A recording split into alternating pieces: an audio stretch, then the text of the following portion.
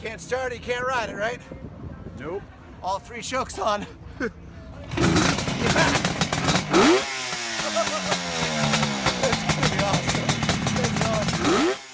Hey, what's up? I'm Roland and welcome to today's version of What's Up With That Bike.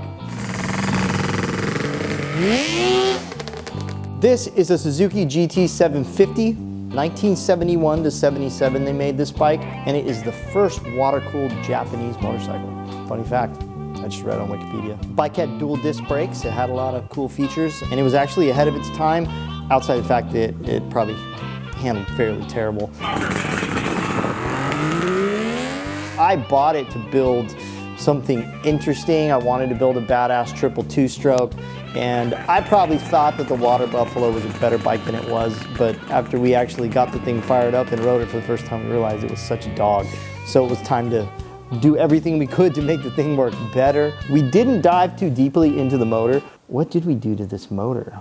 The motor's stock. Oh yeah. Strange enough, the frame is fairly stock. It is the stock's frame and swing arm. What is strange about the geometry is once we moved it around a little bit and we did a different offset on the triple clamps, we shortened up the forks, and we raised the back of the bike up, the geometry actually got pretty close to being a decent flat track bike. It was very close to an Indian FTR 750. It's just kind of like a little stroke of luck to actually make it work.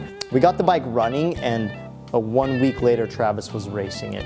And that came down to us modifying the foot control for him at the racetrack, and doing all kinds of stuff to try and get it okay for him to ride. You know, it happened last minute when Travis was like, hey, I'm gonna ride this thing. So we brought it out to Daytona and put him on the bike, and he raced Super Hooligan at Daytona at the Speedway on the infield on this GT750.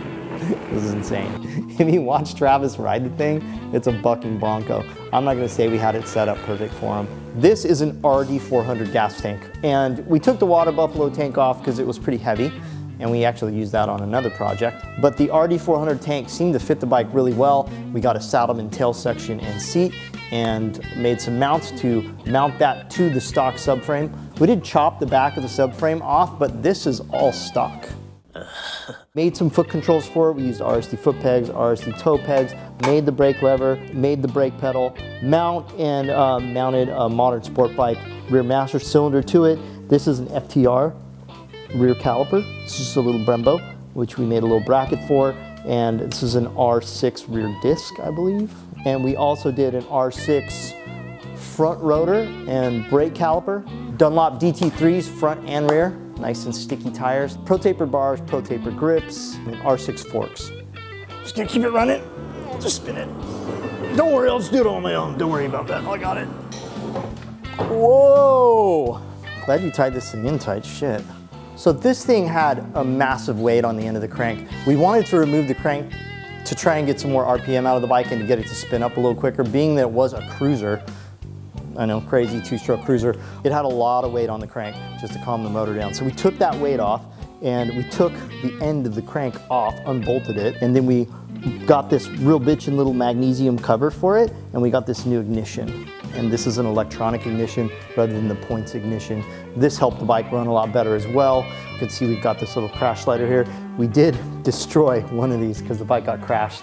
And so that's why we added this crash protection in, was to protect the ignition, and we added this little outer cover as well. This also had a really large cover on it, and so we removed that and did this little aluminum countershaft cover with a mount for the shifter as well.